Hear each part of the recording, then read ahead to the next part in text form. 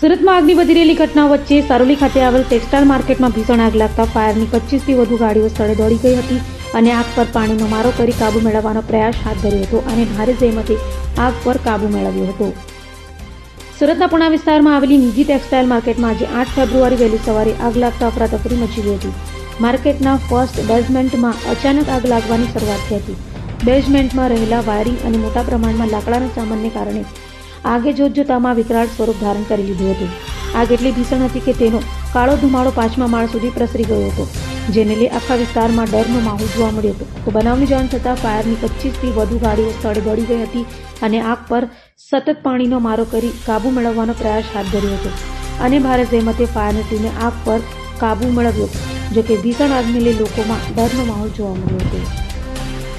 7:20 के आसपास fire brigade control room में कॉल आया था और यहाँ 3 गेट से गाड़ियाँ जब पहुँची तो अधिकारी कर्मचारियों ने जब देखा यहाँ पे तो पूरा मार्केट में स्मोक था और ब्रिगेड को डिक्लेयर किया.